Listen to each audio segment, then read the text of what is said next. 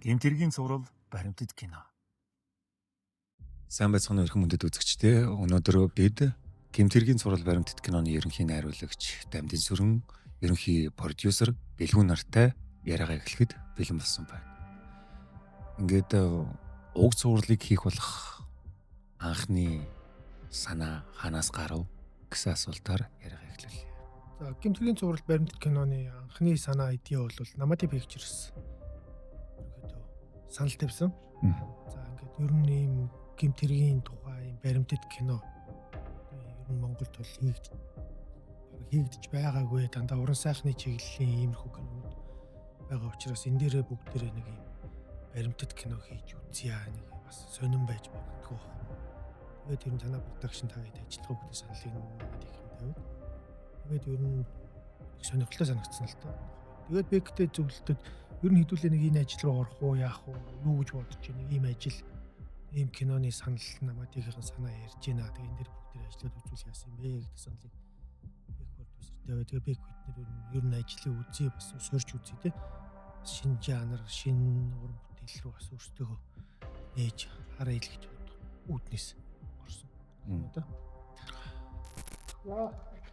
Хүлээ.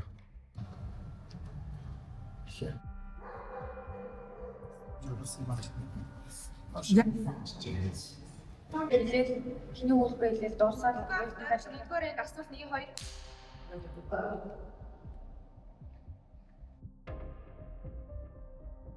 Энэ бүтээлээр дамжуулж одоо үзэгчдэд ямар зүйлийг ойлгуулахыг хүссэн бэ? Манай нийгэмд бас ийм байдаг. Бас болгоомжлол бас илүүдэхгүй. Бидний дунд бидний үед болж байгаа үйл явдлууд. Тэгэхээр одоо иймэрхүү үйл явдлууд болж байгаа юм шүү. Ийм хүмүүс бас байгаа шүү. Тэгэхээр иймэрхүү хэрэгүүдээс иймэрхүү юмудаас болгоомжлоход бол илүүдэхгүй шүү. Тэгэхээр яг иймэрхүү хүмүүс бол иймэрхүү үйлдэлүүд гарч ирдэм байна гэж одоо манай арилжаанд алдсан аим гэдэг ангид дээр бас айгүй тодорхой хараад байгаа. Мөнгө амархан өсгөе гэсэн хүмүүс их байдаг шүү дээ, тий. Айгүй л амархан өсгөж байгаа л тий. Арилжаанд оруулаад Завшигсан тий. Хувьцаанаас ч гэдэг юм уу, Forex-ээс ч гэдэг юм айгүй амархан олчлаа гэж боддог шүү дээ. Тэрмээ нийцсэн зэгтээ юунд хүргэдэг вэ? Чи ойлгуулгыг хичээж ажилласан л да. Ийм баримтат цуврал дээр ажиллахад одоо хамгийн том сорилт нь юу вэ? Шүүхийн шийдвэрээр эцэлэгдээд гарчихсан байгаа гэмтэргийн тухай ийм баримтат кинонд бол ажиллаж исэн туршлага байхгүй нь бол эхний том сорилт байлаа.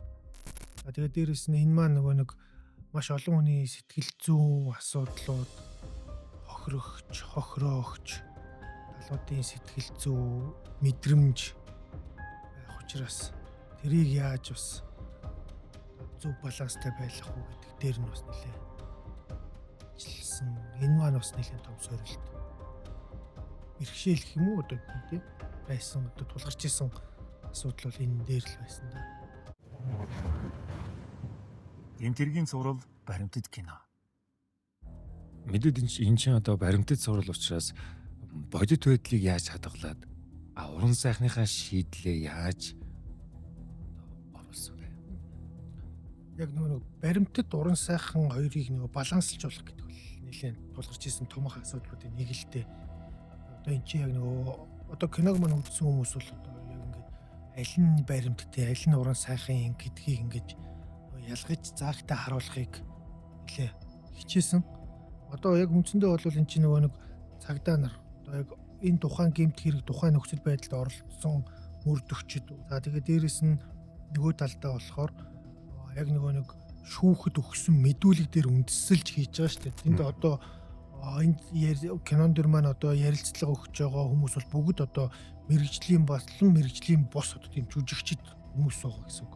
Тэгээд энэ үндсэн дээрээс үүдээд энийг илүү нөгөө бодит байдлах үүднээс продюсер бид юу гэж ярьсан бэ гэхээр ерөөсөө тийм олонний танил мод тийм жүжигчин бол байж болохгүй байна. Тэгэх юм бол нөгөө баримтат буюу үнэн гэдэг юм байхгүй, уран сайхан тал нь хэлбэх юм байна. Тэгэхээр ерөөсөө тухайн одоо шүүхэд өгсөн мэдүүлэг гэрчээр оролцсон болон хохирчоор оролцсон хүмүүсийн нас тэгээд тухайн ярьж исэн юунд одоо мэдсэн мэдүүлэгт нь үндэслэлж одоо хүмүүсээ сонгож авсан. Энүүгээрээ бид нөгөө нэг илүү баримтат байх талыг барьж явсан гэсэн үг. Одоо ялангуяа гэрч хохирогчоор оролцож байгаа хүмүүс бол бүгдээрээ уран сайхны буюу нөгөө нэг жүжигчд байгаа гэсэн. Яг гол тоглож байгаа одоо нөгөө нэг гэмт хэрэгт нь болж тоглож байгаа хүмүүстэй бол яг мэрэгжлийн жүжигчдийг авч ажилласан. Энүүгээрээ нөгөө нэг тухайн одоо цаад гэмт хэрэгтний мөн чанарыг илүүтэй харуулахын тулд энэ дээр нь уран сайхны ажиллагаа оруулахын тулд нэмэх одоо ингээд одоо тухайн процесс тухайн гэмт хэргийг үйлдэж байхдаа ийм царайтай иймэрхүү байсан байх болов гэдэг дээр уран сайхны тоглолт оруулах учраас энэ дээр бол яг мэрэгжлийн жүжигчдийг авч ажиллаж байгаа. Яг нөгөө талд нь бол тухайн хэрэг дээр ажилласан мөрдөгчд яг тухайн хэрэг дээр яллах дүгнэлт үйлдсэн одоо прокурор шүүхийнхэн яг боддороо энэ хэрэг дээр яаж ажилласан, юун дээр үндэслэж энэ гэмт хэргийг илрүүлсэн, ямар нөхцөл шалтгааныг улмаас энэ хэрэг одоо үйлдэгдсэн, яаж олж тогтоосон талаар ингээ энэ хоёрынхоо балансыг тэнцвүүлээл явахыг хичээсэн гэсэн үг. Тэгэхээр нөгөө үзэгчид маань үзээд энд нөгөө нэг яриад байгаа хүмүүсийг эн чинь нөгөө нэг манай найз шүү дээ. Эн чинь ингээ нэг гимтэрд орцсон юм бах та. Эн чинь хохирцсон юм бах та. Энэний хүүхэд байсан юм уу? Энэний ихч байсан юм уу гэдэг юм гэж бодож магадгүй. Ерөөсөө тийм бол байхгүй. Энд яриа өгч байгаа хүмүүс бол энэ гимт хэрэгтэй ямар ч хамааралгүй. Зөвхөн тэр нөгөө нэг шүүхтэр өгсөн мэдүүлэг дээр үндэслээд тэр хүмүүсийн яриануудыг өөртөө одоо чэйжлээд суулгаад камерын өмнө ярьсан гэсэн. Тэгээ энэгээр бас нэлээд тийм ялгаатай байгаа гэдгийг бас онцолж хэлэх нь зөв байх гэж бодож байна л да. Зураг авалтын баг, техник, өнгө тавилтын талаар. За зураг авалтын багийн хувьд бол яг одоо манай зураг авалтын ерхий зураглаачаар манай төгөлдөр бокси залуу ажилласан. Маш олон уран бүтээл дээр ерхий зураглаачаар ажиллаж ирсэн. Мөн боловсон зураг телевизийн зураглаач Эрдэнэ болгон маань бас ерхий зураглаачаар ажилласан. Гэмтэргийн цуврал баримтат кино. Кино бүтээх явцдаа одоо сэтгэл зүйн болон хуульчтаас авсан зөвлөгөөний талаар. Цагдаагийн ерхий газрын доор байгаа одоо энэ алба газар нэгжийн мэрэгжлийн мөрдөгчд тэнд ажиллаж байгаа яг мэрэгжлийн цагдаагийн алба хаагч нар Одоо яг ажил үүргээ гүйцэтгэж байгаа яг одоо ажиллаж байгаа хүмүүс маань өөрсдөө зөвлөх үйлчлэгээ одоо зөвлөж оролцсон.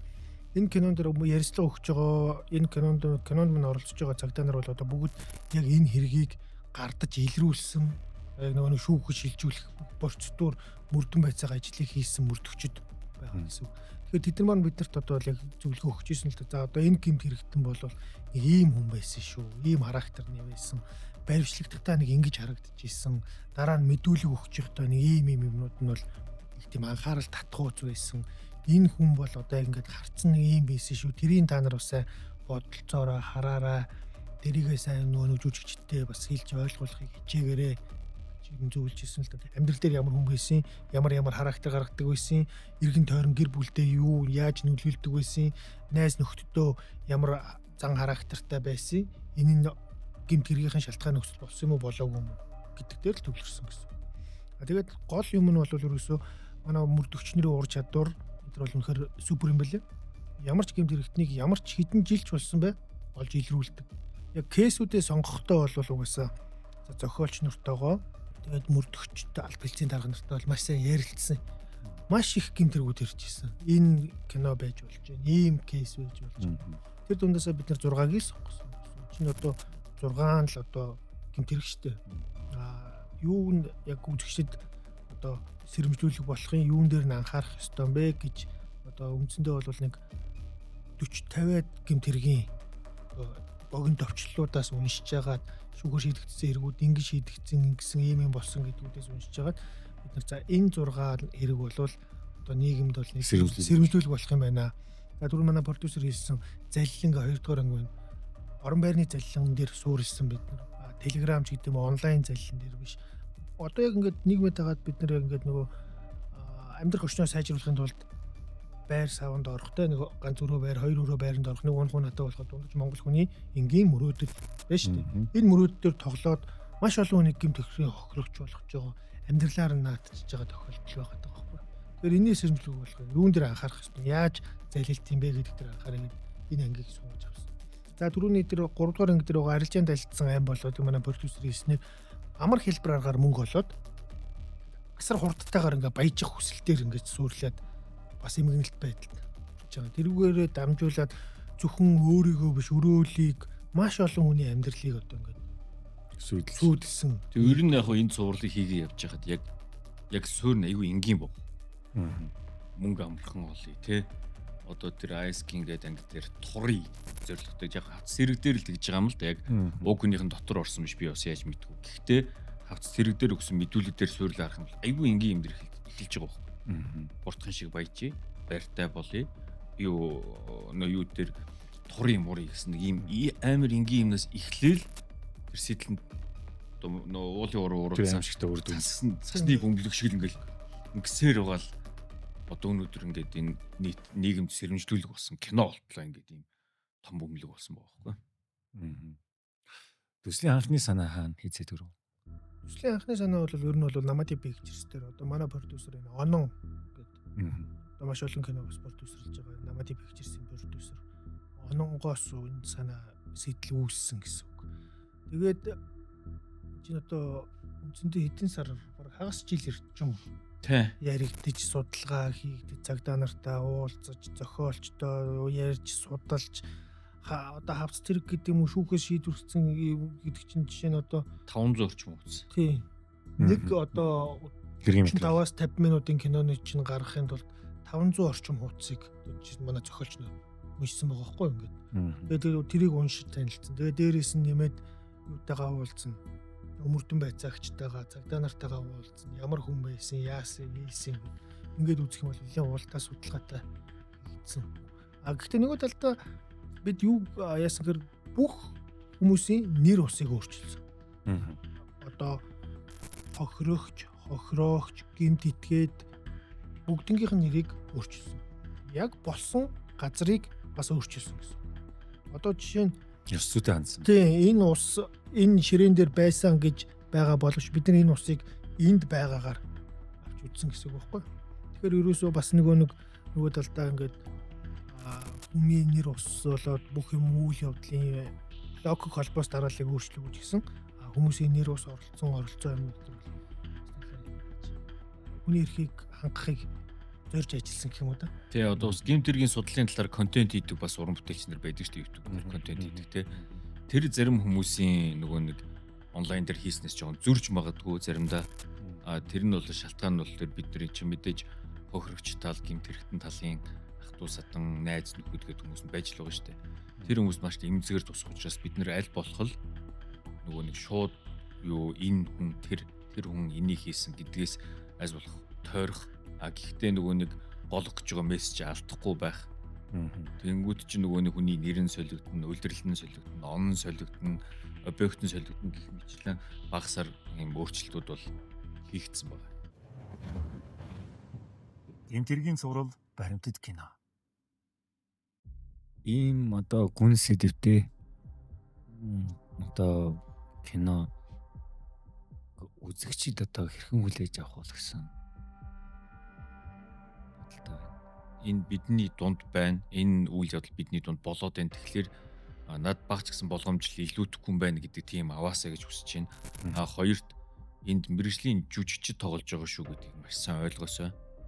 Нөгөө нэг энэ бол зүгээр нөгөө нэг хавц тэргийг уншиж хахад дүрсчүүлээд өгсөн хүн ямар нэг юм уншихад дотор төсөөлж үздэг штеп. Гэдэг шиг энэ юу гэдэг энэ бол уран сайхнаар дүрсчүүлсэн юм бодит юм байна гэдгийг маш сайн ойлгож үзээсэй л гэж хүсэж байна. Төсөл маань үндсэндээ бол 6 ангитай юм төсөл байгаа. Тэгээд түрүүн бас нөгөө маш олон хавц зэрэг уншсан гэж ярьжсэн. Энэ бол одоо нэг хүн нийгэмд одоо ингээд нэг доор ингээд амьдарч байгаа хүний нийгэмд бол гэмт хэрэг гарч гарсаарч байна. Ямар ч гэмт хэрэггүй нийгэм гэж угаасаа байхгүй шүү дээ. Хүний мөн чанарт угаасаа байхгүй юм тийм. Тэгэхээр энийг илүүтэйгээр нөгөө нэг гэмт хэргийг ингээд амар зарлан тунхаг ил сурчилж гин гэж харахаасаа илүүтэй үзэгчд маань сэрэмжтүүлж байна. Хэрвээ ийм тохиолдолд орсон бол би яах ёстой? Ийм хүн бас бидний дэргэд байж байгаа юм байна шүү гэж бас нэг бодо санаа аваасаа гэдэг утгаараа бүтээсэн гэдгээ бас энд одоо онцлон зөвхөн тэмдэглэе. За тэгээд юу манай киног хийхэд тусалсан цагдаагийн ерөнхий газар, эрүүгийн цагдаагийн алба, мөрдөн байцаах алба, нийслэлийн прокурорын газар, харт тамхитай тэмцэх газар мөн шүүх шинжилгээний ерөнхий газрын хамт олондоо маш их баярлалаа. Бас хүнд зураг авалтууд дээр бид нарыг дэмжиж бас баг хамт олноороо Техник машин Тийм. нэг тэгэл одоо нарийн хэрийн газрын үзлэгийн материал машин нарийн юмнуудаар бид нэг Тийм шөнөөр гэлтгүү бидний зураг болтулсан та бүхэндээ маш их баярлалаа. албаагч нарт дээрэнд нь кино багийнхны өмнөөс нийт уран бүтээлчдийн өмнөөс чин сэтгэлийн талархал илэрхийлье. Та бүгдийн одоо халуун сэтгэл, та бүгдийн тусламж, дэмжлэгээр кино маань ингээд үзэгчдийн хүртэл болоход бэлэн болж байна. Тэгээд нийт албаагчдаа одоо иргэдийнхаа, нийгмийнхаа эрүүл энх мананд үргэлж одоо хоногийн 24 цагаар албаа үүсгдэг нийт албаагч нартаа дээрэнд нь чин сэтгэлээсээ баярлалаа гэж хэлмээр байна. Бид нарыг тайван унтуулж амраахад та бүгдийн маань үүрэг, та бүгдийн маань ажил одоо маш өндөр чухал байдгийг энэ киног хийх явцдаа ойлгож мэдлээ. Тэгээд бүх алба хилцсэн арга хурандаа нарт мөн талархал илэрхийлье.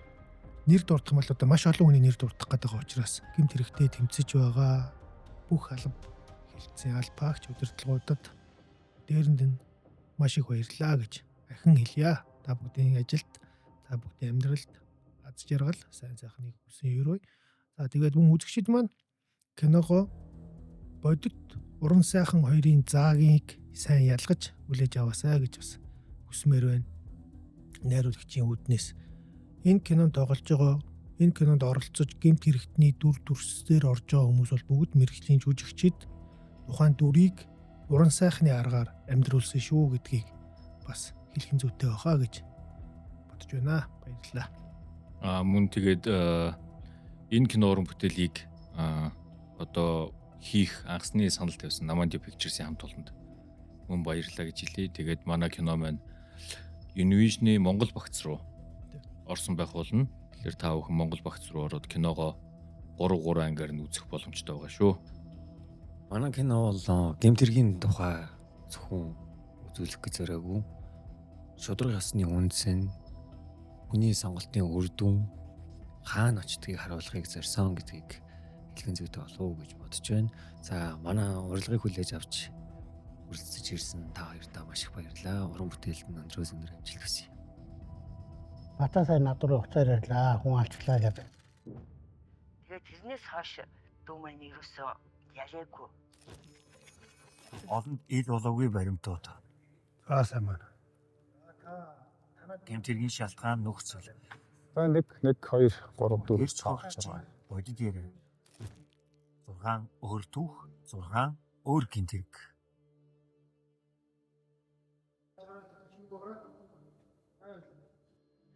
Баян зүгтүүргийн жижүүрийн шуурга удирдлагын утсан л дугаарыг утснаас манай жижүүрийн утас руу залгасан.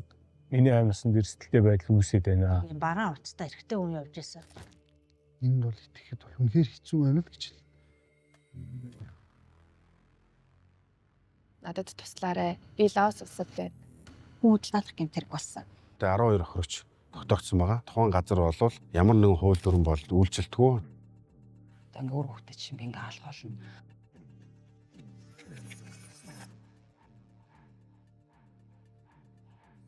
Хоход л дотор муухаар байл.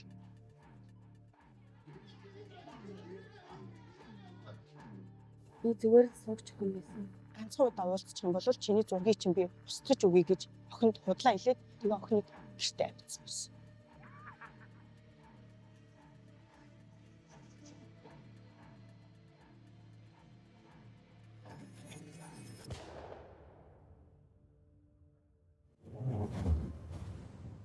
Гэмтэргийн сурал баримтат кино.